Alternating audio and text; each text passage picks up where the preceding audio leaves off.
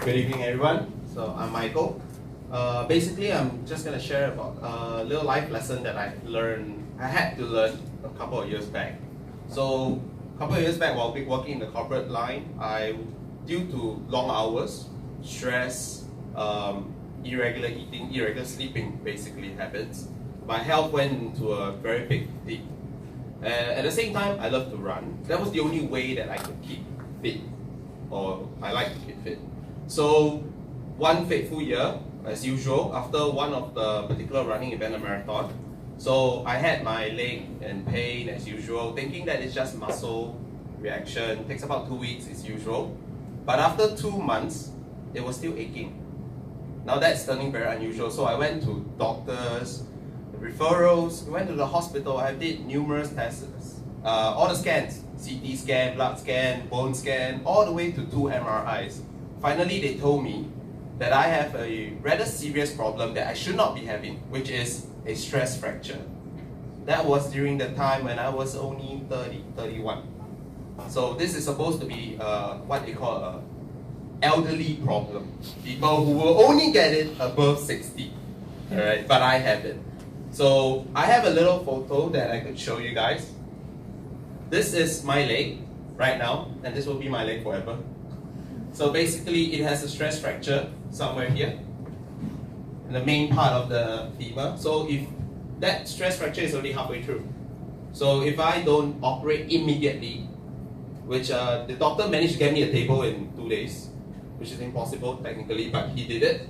He operated on me. He said that if I don't operate on that particular period, I would lose my leg forever. Means they will have to dissect my leg at the age of 31.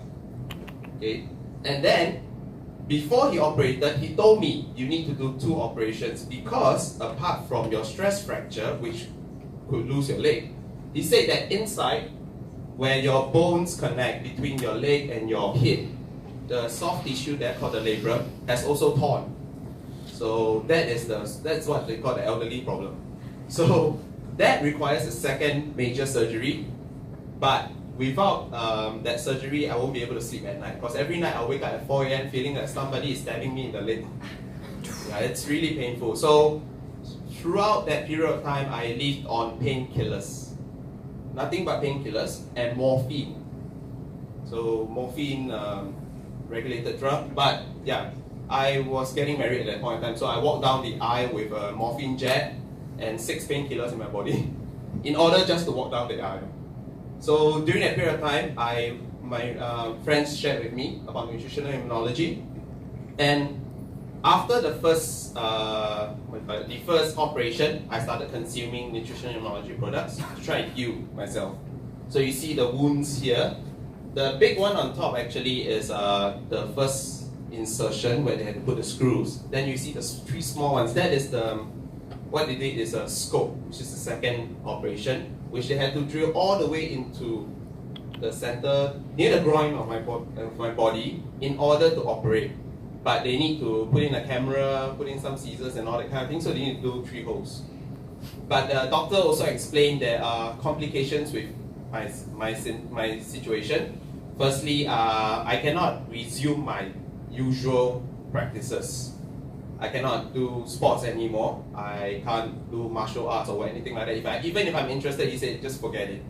Because I will only lose. Because I can't perform. Secondly, he said that I can't run, or I should not run. Even if I want to run, I have to go for intense physiotherapy, I have to heal up. Then the first thing he told me, we'll talk about it in 5 years. That was 2014 when he said that. Let's talk about it in 5 years. So 2019, which is yet to come. And lastly, he said due to the complication of this surgery, the last and most important thing that hit me is that he said there's about less than 5% chance that you will not be able to perform, so you can't have kids. Yeah, so that hit me. Less than 5% chance, but that less than 5% chance actually became a reality almost. Why? Because after the second operation, for 2 weeks straight, I couldn't feel myself down below. It was a very bad and emotional time for me during then. But before the second operation, I actually consumed more nutritional immunology products telling myself that I believe in the science. Why? Because before that, my family was talking about it. My friends was trying very hard to convince me. My upline was going on and on about it, and she was trying very, very hard to tell me to consume more. She said that you have to believe in yourself because your body will do what is necessary for you. So, true enough, the second photo here is actually a comparison of my wound in less than a year.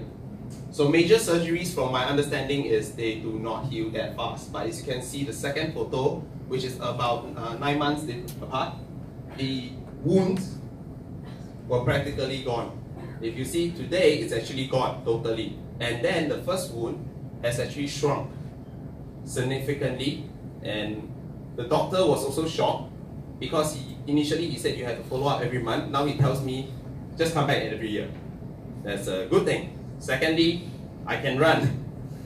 Same thing, the doctor told me we'll talk about it in 5 years, but last year he told me, oh, you feel good? You can run? Okay, go lah. My doctor he's one of those very liberal type of doctors. Oh, you feel okay? Go lah.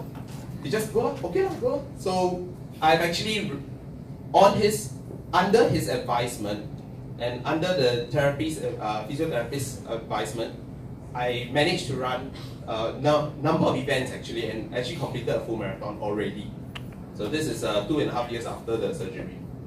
And thirdly, even though whatever the scare that the doctor gave me, my wife and I were very, very happy because right now I have my son is almost 2 years old. Yeah, and he's very healthy and perfectly fine. None of the scares that the doctor gave me, and of course, because of this particular incident, it teach me that working and stressing yourself out is not really the best thing in life. What's more important is to take care of your health. And because I just chose to neglect it. I faced with this major lesson in life, and now I have to live with these 3 screws in my life forever. But I'm very grateful to Dr. Chen, and because of all these products, right, I actually am very willing to feed it to my family, including my son, who has actually started taking products while he was still in the tummy, all the way to today.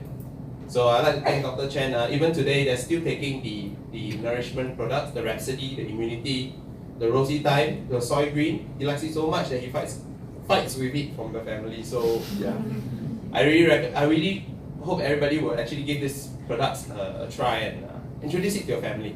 With this, I end my sharing. I'd like to thank everyone for your time. Thank you.